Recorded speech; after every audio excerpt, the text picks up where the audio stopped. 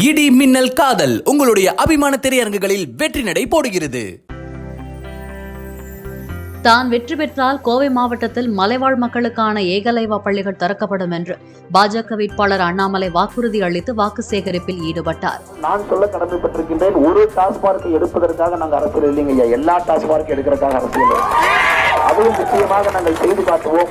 அதனால்தான் கள்ளுக்கடைகளை திறந்து டாஸ்மார்க்கை மூடுவோம் அப்படின்னு. இன்னைக்கு திமுகவுடைய 5 வருஷம் மக்களை மறந்துரு, தேர்தல் நேரத்தப்பவா ஓட்டுக்கு பணம் கொடுத்துரு, தேர்தல் அப்ப உங்களை ஓட்டு போடவை, மறுபடியும் மறந்துட்டு 5 வருஷம் கழிச்சு வா. இதே பண்ணி தாங்க ஐயா நம்ம ஏழையா இருக்கும். நமக்கு விலை இருக்குங்களா, விலை பேச முடியுங்களா? நம்மளே ஆடு மாடு போன்ற ஒரு மனிதனை விலை பேச முடியுமா? இன்னைக்கு திமுக அப்படி நினைக்கிறான். கணுவாயில் பரப்புரை மேற்கொண்ட அண்ணாமலை அரசு பணத்தில் நிறைவேற்றப்பட்ட திட்ட பயனாளிகளை திமுகவினர் பிச்சைக்காரர்களைப் போல நடத்துவதாக குற்றம் சாட்டினார்.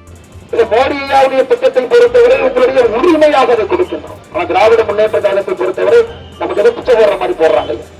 அதற்கெல்லாம் இந்த தேர்தலில் மருத்துவ காப்பீடு திட்டம் 5 லட்சம் ரூபாயிலிருந்து மோடி வீட்டிலிருந்து 2,63,000 எல்லாம் உரிமையாக கொடுக்கிறான்.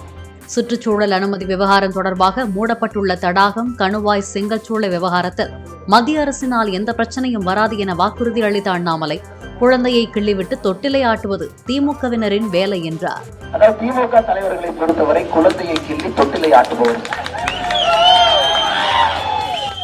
சின்ன தடாகத்தினுடைய செங்கல்சூளை பிரச்சனை குழந்தையை கிள்ளி தொட்டில் ஆட்டுவது. குழந்தையை கிள்ளி தொட்டில் ஆட்டுறதாங்க உங்க ஊர் பிரச்சனை. ஆரம்பிச்சது யார்? இவங்க. பிரச்சனை யாருகிட்ட இருக்கு? மாநிலத்தினுடைய பொல்யூஷன் கண்ட்ரோல் போர்டு. கரெக்டா எலெக்ஷன் அப்ப திமுக அமைச்சர் வருவார், ஐயோ எல்லாம் பண்ணி கொடுத்துறாங்கன்னே, நாங்களா இருக்கோன்னே பாத்துக்கிறோமே. அப்புறம் அடுத்தவரை பார்க்கணும்னா 2026 சட்டமன்ற தேர்தல் திரும்ப வருவாங்கன்னே, நாங்களா இருக்கணும் எல்லாம் பண்ணிடுவாங்கன்னே. சின்ன தடாகம் பகுதியில் கூடியிருந்தவர்களிடம் கன்னடத்தில் பேசியும் அண்ணாமலை வாக்கு சேகரித்தார். நம்ம எல்லாரும் கூட ನನ್ನ ಪ್ರೀತಿಯ ನಮಸ್ಕಾರ ನಾನು ತಿಳಿಸ್ತೀನಿ.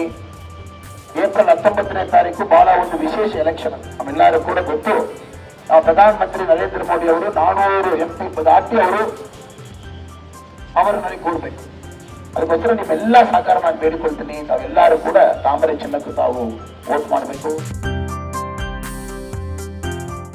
இடி மின்னல் காதல் உங்களுடைய அபிமான திரையரங்குகளில் வெற்றி நடை போடுகிறது.